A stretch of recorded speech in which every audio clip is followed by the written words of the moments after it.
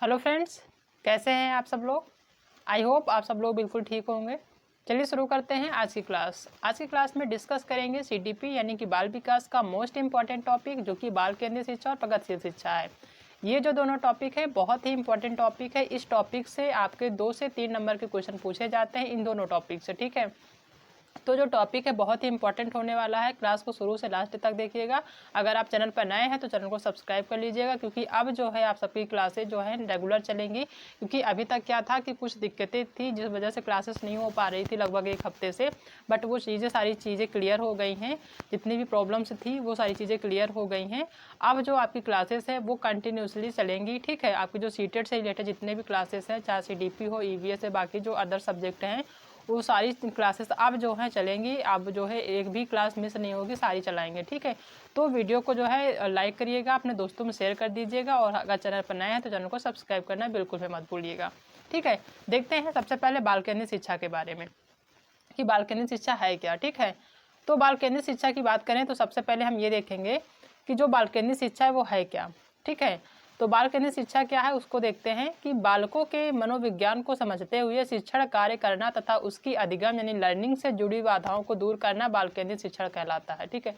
बालकों के मनोविज्ञान को समझते हुए शिक्षण कार्य करना, ठीक है। जो जो बच्चों को हम पढ़ा रहे हैं, जिन बच्चों को हम पढ़ा रहे हैं, उनके जो है मनोविज्ञान यानी मन के विज्ञान को समझते हुए हम अगर बच्चों को पढ़ाते हैं, उनको चीज़ें सिखाते हैं, जो भी वो सीखते हैं यानी जिनको जो चीज़ें हम उनको सिखाते हैं या जो चीज़ें वो सीख रहे हैं, उनसे जुड़ी जितनी भी प्रॉब्लम्स आ रहे हैं, जितनी भी समस्याएं आ रही हैं, जितनी भी बाधाएं आ रही हैं, उनको हम दूर करते हैं, समझाते हैं, सुलझाते हैं, सॉल्व करते हैं।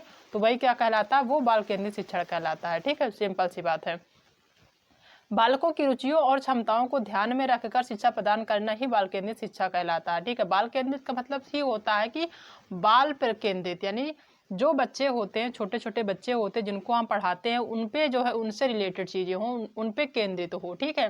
तो बालकों की रुचियों यानी जहाँ पे हम एक क्लास में पढ़ाते हैं, वहाँ पे जो बच्चे पढ़ रहे हैं उनकी रुचियों, उनकी जो क्षमता, उनकी जितनी भी कैपेसिटी है चीज़ों को समझने की, ठीक है, उनको उनकी जो रुचियाँ हैं उनको देखते हुए, उनकी क्षमताओं को ध्यान में रखकर जो चीज़ें हम उनको सिखाते हैं, जो पढ़ाते हैं, वही होता है आपका बाल केंद्रित शिक्षा, ठीक है। यानी कि हम कहीं भी पढ़ाते हैं, किसी भी क्लास में पढ़ाते हैं, किसी भी विद्यालय में पढ़ाते हैं बच्चों को, तो वहाँ पे हम अपनी रुचि के अनुसार नहीं पढ़ाते हैं, अपनी क्षमता के अनुसार नहीं पढ़ाते हैं, बल्कि वहाँ पे बच्चों की रुचियों और क्षमताओं को ध्यान में रखते हैं, ठीक है। बच्चे देखते हैं कि उसकी जो रुचि है वो कौन से सब्जेक्ट में है, उसकी क्षमता क्या है, चीज़ों को एक्सेप्ट करने की, चीज़ों को समझने की क्या क्षमता है कि हम बहुत सारा पढ़ाते हुए चले जा रहे हैं, समझाने की कोशिश कर रहे हैं लेकिन समझ नहीं पा रहा। तो उसकी उनकी जो कैपेसिटी है, जो क्षमता है, उनकी जो रुचि है, उनको किस तरीके से जो है पढ़ने का जो उनकी तरीके होते हैं वो सबके अलग अलग होते हैं। बच्चे किस तरीके से पढ़ना चाहता है, क्या चीज़ पढ़ना चाहता है, कैसे पढ़ना चाहता है, इन सब चीज़ों को जब ध्यान में रख के पढ़ाएंगे बच्चों को, तो वहाँ पे वो बाल केंद्रित शिक्षा कहलाएगी, ठीक है। अगर हम अपनी चीज़ें बच्चों पर थोपेंगे तो वो बाल केंद्रित शिक्षा नहीं कहलाएगी, वो शिक्षक केंद्रित शिक्षा कहलाएगी। जहाँ पर हम बालकों को ध्यान में रख के पढ़ाएंगे, शिक्षा देंगे या चीज़ों को पढ़ाएंगे, समझाएंगे, कोई भी सब्जेक्ट पढ़ाएंगे, जहाँ पे बच्चों की रुचियों को ध्यान में रखेंगे, उनकी क्षमताओं को ध्यान में रखेंगे, वो हमेशा के लिए आपको क्या कही जाएगी, बाल केंद्रित शिक्षा कही जाएगी, ठीक है। पढ़ाते समय हमें बच्चों को ध्यान में रखना है, न कि अपने आप को देखना कि हमारी क्या कैपेसिटी, हमारी क्या रुचि है, किस सब्जेक्टों को पढ़ाने में हमें क्या पसंद है, ये नहीं देखेंगे, बल्कि बच्चे को देखेंगे, बच्चे को क्या पसंद है, बच्चे की क्या क्षमता है, इन सब चीज़ों को देखेंगे। तब वहाँ पे जब चीज़ें सिखाएंगे तो वो बच्चा अच्छे से सीख पाएगा, ठीक है। वही होता है आपका बाल केंद्रित शिक्षा। अब देख लेते हैं जो बाल केंद्रित शिक्षा है इसके समर्थक कौन है, ठीक है। तो बाल केंद्रित शिक्षा के जो समर्थक हैं वो जॉन डीवी हैं। यहाँ से क्वेश्चन पूछा जाता है, सिंपल सी बात है, अगर पूरा कोई चैप्टर है बाल केंद्रित शिक्षा पे तो उससे रिलेटेड चीज़ें जरूर पूछी जाएंगी एग्जाम में। तो यहाँ से भी क्वेश्चन पूछा जाता है कि बाल केंद्रित जो शिक्षा है उसका समर्थक कौन है, तो वो है आपके जॉन डीवी। बिल्कुल सिंपल सा नाम है जॉन डीवी, जो कि बाल केंद्रित शिक्षा के समर्थक हैं, ठीक है, पितामह कह सकते हैं। तो ये जो है कहीं भी पूछा जाता है कि बाल केंद्रित शिक्षा से संबंधित इसमें से कौन से मनोवैज्ञानिक है, तो वो होते हैं आपके जॉन डीवी, ठीक है, जॉन डीवी होंगे। दूसरा कि भारत में बाल केंद्रित शिक्षा का जो श्रेय है वो गीजू भाई बधेका को दिया जाता है। ठीक है, बाल केंद्रित जो शिक्षा है उसके जो समर्थक माने जाते हैं वो जॉन डेवी माने जाते हैं। लेकिन बात अपनी भारत की बात करी जाए कि भारत में जो बाल केंद्रित शिक्षा उसका जो श्रेय दिया जाता है वो दिया जाता है आपके गीजू भाई को। ठीक है, इस चीज को भी ध्यान में देखिएगा, कहीं कहीं गीजू भाई दिया जाता है, कहीं कहीं गीजू भाई बधेका पूरा नाम होता है इनका। तो इस चीज को ध्यान में रखिएगा कि जो बाल केंद्रित शिक्षा उसके जो समर्थक हैं वो जॉन डेवी हैं। अगर भारत की बात करी जाए कि भारत में बाल केंद्रित शिक्षा लाने का श्रेय किसे दिया जाता है, ये किसने जो है यहाँ पे आरंभ किया है कि बालकों से संबंधित चीज़ें जो है पहले समझनी चाहिए, यानी बालकों को पहले समझना चाहिए कि उनकी रुचियाँ क्या हैं, उनकी क्षमता क्या है। तो इसका जो श्रेय है वो होता है आपका गीजू भाई बधेका का। ठीक है, नेक्स्ट है बाल केंद्रित शिक्षा की विशेषताएं। ठीक है, बाल केंद्रित शिक्षा की कौन कौन सी विशेषताएं हैं उनको डिस्कस कर लेते हैं। पहला पॉइंट है कि यह ऐसी शिक्षा जिसमें हम बच्चों को केंद्र बिंदु मानकर शिक्षा प्रदान करते हैं। बाल केंद्रित जो शिक्षा होती है, जैसा कि नाम से ही है कि बाल केंद्रित यानी बालक पर केंद्रित, यानी केंद्र जो है बालक को मानते हैं। तो उसकी जो है उसको जहाँ पे मानते हैं, यानी कि जो जहाँ पे बच्चों को केंद्र बिंदु मान के शिक्षा प्रदान करते हैं वो जो आपका होता है बाल केंद्रित शिक्षा कहलाता है। ठीक है, यह ऐसी शिक्षा जिसमें हम बच्चों को केंद्र बिंदु मानकर शिक्षा प्रदान करते हैं। ठीक है, पहला पॉइंट है कि बच्चे को केंद्र बिंदु जहाँ पर मानते हैं वो आपका क्या कहलाता है, बाल केंद्रित शिक्षा कहलाता है। ठीक है, दूसरा है कि जब हम बच्चों को केंद्र में मानकर शिक्षा प्रदान करते हैं तो शिक्षा क्या होती है कि रुचिकर हो जाती है। जहाँ पर बच्चे की रुचियों को ध्यान में रखते हैं, उनकी योग्यताओं को ध्यान में रखते हैं, उनकी जो क्षमता है उनको ध्यान में रख के जब हम बच्चे को पढ़ाते हैं तो शिक्षा क्या हो जाती है, रुचिकर हो जाती है। ठीक है, नेक्स्ट पॉइंट है कि बालक की रुचियों, योग्यताओं आदि को ध्यान में रखकर शिक्षा प्रदान किया जाता है। ये जो शिक्षा है बाल केंद्रित शिक्षा, उसमें क्या किया जाता है कि बालक की जो रुचियां होती हैं, उनकी जो योग्यताएं होती हैं, उनको ध्यान में रखकर शिक्षा प्रदान किया जाता है। हर जो शिक्षक होता है, जो टीचर होता है, वो उसको जो है इस चीज़ को ध्यान रखना चाहिए कि जो बच्चे हैं उसके क्लास में उनकी जो है रुचि क्या है, उनकी योग्यता क्या है, उनकी क्षमताएं क्या हैं, चीज़ों को जो है अडॉप्ट करने की उनके पास क्षमता है कि नहीं है, उनमें योग्यता है कि नहीं है, उनमें रुचियाँ हैं कि नहीं, उस चीज़ को पढ़ना चाहते हैं कि नहीं चाहते, इन सब चीज़ों को ध्यान में रखा जाता है बाल केंद्रित शिक्षा में। दूसरा है कि बालकों की समस्याओं को दूर करने के लिए निदानात्मक एवं उपचारात्मक शिक्षण प्रदान किया जाता है। ठीक है, जो बच्चों की समस्याएं होती हैं पढ़ते समय, जो उनमें समस्याएं देखने को मिलती हैं, ठीक है, जो आए दिन उनको समस्याएं जो है उनके पढ़ने में लिखने में जो है देखने को मिलती है, उसको क्या क्या करता है टीचर, निदानात्मक और उपचारात्मक शिक्षण विधि से उनको जो है शिक्षण प्रदान करता है। इन विधियों से जो है बच्चे की जो समस्याएं होती हैं उनको दूर करता है। ठीक है, यानी बच्चे को जो समस्याएं हैं उसको देखता है, साथ में उसको सुधारने की भी कोशिश करता है, उपचार भी करता है। ठीक है, तो ये होता है आपका निदानात्मक और उपचारात्मक शिक्षण। नेक्स्ट पॉइंट है कि बालक का व्यक्तिगत निरीक्षण करके दैनिक समस्याओं को दूर करने का प्रयास किया जाता है। जो बालक होते हैं क्लास में, उनकी जो समस्याएं होती हैं उनको व्यक्तिगत रूप से, यानी खुद जो है टीचर जाता है, निरीक्षण करता है, और जो दैनिक समस्याएं कर रहे हैं, यानी कि जो गलतियां वो पर डे कर रहे हैं उनको जो है दूर करने का प्रयास करता है। कुछ गलतियां ऐसे होते हैं जो बच्चे जो है जैसे कोई शब्द होता है या कोई अक्षर होता है उसको गलत तरीके से लिख रहे होते हैं, वो पर डे उसी तरीके से लिख रहे होते हैं, उसमें कोई सुधार नहीं होता है। तो उसमें जो बच्चा है, जो टीचर है, वो व्यक्तिगत निरीक्षण करके उनकी जो वो समस्या है, जो पर डे वो गलतियां करते हैं, उनको दूर करने का प्रयास करता है। ठीक है, नेक्स्ट है कि बाल केंद्रित शिक्षण में शिक्षक शिक्षार्थियों का सहयोगी तथा मार्गदर्शक के रूप में कार्य करते हैं। जो बाल केंद्रित शिक्षण होती है उसमें जो टीचर होते हैं वो शिक्षार्थियों के सहयोगी होते हैं, यानी मित्र होते हैं, मित्र का काम करते हैं। दूसरा वो मार्गदर्शक भी होते हैं, नई नई जो है नए मार्ग भी दिखाते हैं, सही राह दिखाते हैं। ठीक है, वो मार्गदर्शक के रूप में कार्य करते हैं। नेक्स्ट टॉपिक है आपका प्रगतिशील शिक्षा। ये जो प्रगतिशील शिक्षा है ये भी बहुत ही इंपॉर्टेंट टॉपिक है, इस टॉपिक से क्वेश्चन पूछे जाते हैं। ठीक है, आज की जो क्लास है वो दो टॉपिक पर रिलेटेड है, आपका एक बाल केंद्रित शिक्षा और दूसरा प्रगतिशील शिक्षा। तो बाल केंद्रित शिक्षा से तो क्वेश्चन पूछे जाते हैं, साथ में आपका प्रगतिशील शिक्षा से भी क्वेश्चन पूछे जाते हैं। तो दोनों टॉपिक से आपका अगर दो दो क्वेश्चन भी पूछे जाते हैं तो 4 नंबर का आपका यहाँ पे कंप्लीट हो जाएगा। ठीक है, तो इस चीज़ को ध्यान से देखिएगा। तो देखते हैं प्रगतिशील शिक्षा है क्या। जब हम बच्चों को उनके इच्छाओं के अनुसार पढ़ाते हैं तो उनका शिक्षा का स्तर बढ़ जाता है, जिसे हम प्रगतिशील शिक्षा कहते हैं। ठीक है, जब बच्चों को ध्यान में रखते हुए पढ़ाएंगे, उनकी रुचियों को ध्यान में रखेंगे, उनकी क्षमताओं को ध्यान में रखते हुए जो चीज़ें सिखाएंगे, चीज़ें पढ़ाएंगे उनको, वो जो है बच्चा आसानी से सीख जाएगा। जब बच्चा आसानी से सीख जाएगा, उसको पढ़ने में उसकी रुचि होगी, ठीक है, क्योंकि वहाँ पे बच्चे के इंटरेस्ट के अकॉर्डिंग अध्यापक पढ़ा रहा है, तो वह जाहिर सी बात है कि वहाँ पे जो शिक्षा का लेवल है, जो एजुकेशन का लेवल है वो बढ़ेगा, ठीक है। जो शिक्षा का स्तर बढ़ता है वही होता है आपका प्रगतिशील शिक्षा, यानी प्रगति पे चल रहा है, ठीक है। एक तरह से ये कह सकते हैं कि प्रगतिशील है शिक्षा, चीज़ों को जो है समझ रहे हैं बच्चे और वो आगे निरंतर बढ़ रहे हैं, उनका जो स्तर है वो आगे बढ़ रहा है, ठीक है।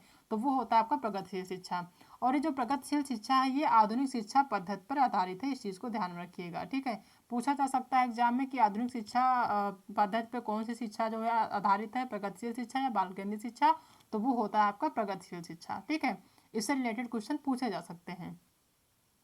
नेक्स्ट है जॉन डीवी को प्रगतिशील शिक्षा पद्धति का पिता माना जाता है। बाल केंद्रित शिक्षा का जो पितामह है वो भी जॉन डीवी है और प्रगतिशील शिक्षा पद्धति के भी जो पिता हैं वो जॉन डीवी हैं, ठीक है। इन दोनों चीज़ों का एक चीज़ है कि जो बाल केंद्रित शिक्षा है और जो प्रगतिशील शिक्षा, इन दोनों के जो पितामह हैं या जो समर्थक हैं वो आपके जॉन डीवी हैं, ठीक है।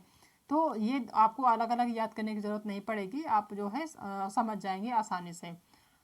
जो की बात करें कि जो जॉन डीवी है वो अमेरिका के मनोवैज्ञानिक हैं, ठीक है।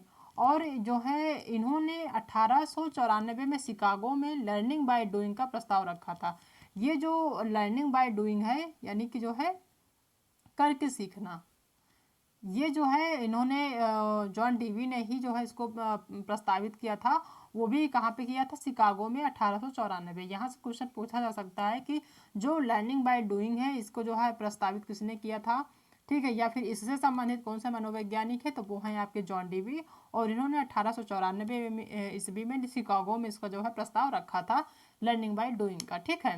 तो यहाँ से भी क्वेश्चन पूछे जा सकते हैं, इसको ध्यान से देखिएगा, ठीक है। पूछा जा सकता है कि जॉन डीवी कहाँ के मनोवैज्ञानिक थे, तो वो है अमेरिका के। और पूछा जा सकता है कि लर्निंग बाय डूइंग किससे संबंधित है, कौन सा मनोवैज्ञानिक से, तो वो है जॉन डीवी से, ठीक है। या फिर जॉन डीवी ने शिकागो में किसका जो है प्रस्ताव रखा था, तो वो है लर्निंग बाय डूइंग का, ठीक है। तो यहाँ से चीज़ आपकी क्लियर हो गई होंगी। नेक्स्ट बात करें प्रगतिशील शिक्षा की विशेषताओं की, ठीक है। जैसे कि आपकी बाल केंद्रित शिक्षा उसकी कुछ विशेषताएं हैं, वैसे ही आपका जो है प्रगतिशील शिक्षा जो है उसकी भी कुछ विशेषताएं हैं, उनको भी देख लेते हैं। पहला पॉइंट दिया हुआ है कि इसमें करके सीखना पर जोर दिया जाता है। लर्निंग बाय डूइंग का मतलब ये होता है कि करके सीखना, ठीक है। तो जो प्रगतिशील शिक्षा है उसमें करके सीखने का मतलब कि बच्चों को सबसे पहले एक्टिविटी कराई जाती है, ठीक है, उसके माध्यम से चीज़ों को सिखाने की कोशिश करता है टीचर, ठीक है। जो छोटी छोटी चीज़ें होती हैं उनसे एक्टिविटी कराता है, उसके बाद वो बताता है कि इसमें से हम कौन सी चीज़ें सीख सकते हैं। जब बच्चा उनको जो है प्रैक्टिकली करता है तब वो चीज़ों को समझ जाता है, क्योंकि वो खुद करके करता है तो वो सीख जाता है, ठीक है। तो इसमें जो है करके सीखने पर जोर दिया जाता है। इसमें बच्चा अपने वर्तमान जीवन के लिए सीखता है, ठीक है, प्रेजेंट के लिए सीखता है बच्चा। जब खुद से वो सबसे पहले उस काम को करेगा, ठीक है, तो वो सबसे पहले वर्तमान के लिए ही करेगा, तो वहाँ से वो बच्चे सीखना शुरू करता है, ठीक है। इस शिक्षा के माध्यम से बच्चे में सर्वांगीण विकास होता है। सिंपल सी बात है कि जब बच्चा खुद से करके सीखेगा, अब ठीक है, और जो है तो उसमें जो है सर्वांगीण विकास होगा ही, ठीक है। सिंपल सी बात है कि जब बच्चा जो है खुद से चीज़ों को करेगा, जब वो खुद से करेगा तो उसको समझ में आएगा कि हमने कैसे कैसे किया है, वो चीज़ें उसके माइंड में सेट हो जाती है, माइंड में बैठ जाती हैं, ठीक है। तो वो जो है बच्चा जो है आसानी से सीख जाता है। और ये जो प्रगतिशील शिक्षा है इसके माध्यम से बच्चे में सर्वांगीण विकास हो जाता है। धीरे धीरे चीज़ों को जब समझता है, उसके माइंड में चीज़ें जाती हैं, ठीक है, अडॉप्ट करता है धीरे धीरे करके, तो उसमें सर्वांगीण विकास होता है, ठीक है। प्रगतिशील शिक्षा के माध्यम से बच्चे में जो विकास होता है वो सर्वांगीण विकास होता है, ठीक है। नेक्स्ट बात करें कि इसके अनुसार ये बताया जाता है कि शिक्षा बच्चे के लिए बनी है, ना कि बच्चा शिक्षा के लिए। ये जो पॉइंट है वेरी इंपॉर्टेंट है। ये पूछा जा सकता है कि शिक्षा बच्चे के लिए बनी है, ना कि बच्चा शिक्षा के लिए, किसका कथन है या फिर किससे संबंधित है, यहाँ से क्वेश्चन पूछा जा सकता है। तो ये प्रगतिशील शिक्षा के अनुसार बताया जाता है कि जो शिक्षा है यानी जो पढ़ाई है वो बच्चे के लिए बनी है, ना कि बच्चा जो है पढ़ाई के लिए यानी शिक्षा के लिए बना है, ठीक है। बहुत ही इंपॉर्टेंट है ये पॉइंट, इसको ध्यान में देखिएगा कि जो शिक्षा होती है वो बच्चे के लिए बनी है, जो एजुकेशन है वो बच्चे के लिए बनी है, ना कि जो बच्चा है वो शिक्षा के लिए बना है, ठीक है। तो ये जो पॉइंट है बहुत ही इंपॉर्टेंट है।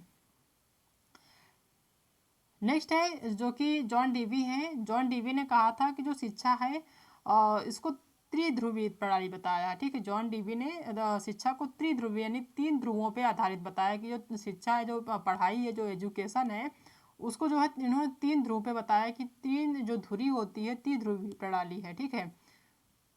त्रिध्रुवी यानी 3 ध्रुवी जो है 3 तरीके से जो है जो शिक्षा है, बच्चों को जो शिक्षा दी जाती है 3 चीज़ों पे वो आधारित है। उसी को उन्होंने जो है त्रिध्रुवी प्रणाली कहा है, जॉन डीवी ने, ठीक है। अब पहले देखते हैं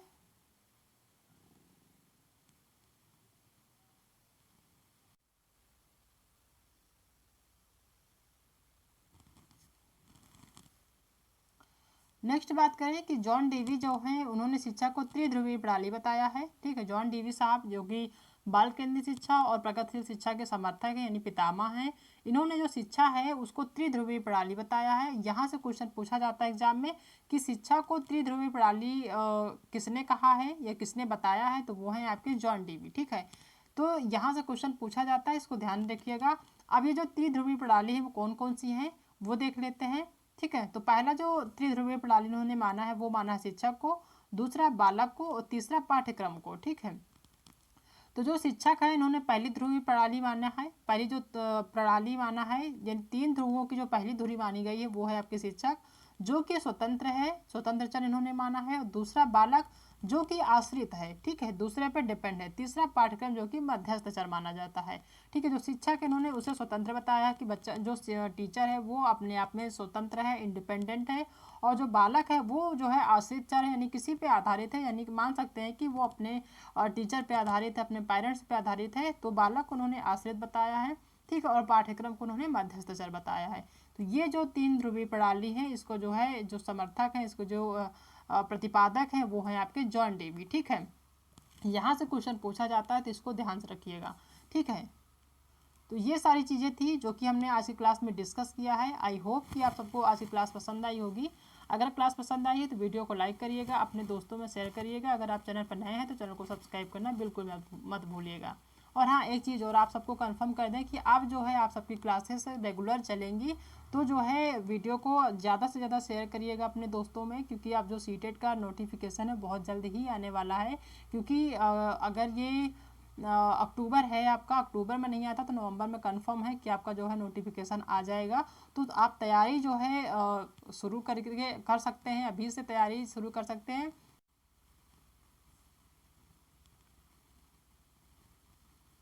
और हाँ, आप सबको एक चीज़ें और कंफर्म करनी थी कि अब जो सीटेट से रिलेटेड जितनी भी क्लासेस है आपकी कंटिन्यू आएंगी, ठीक है।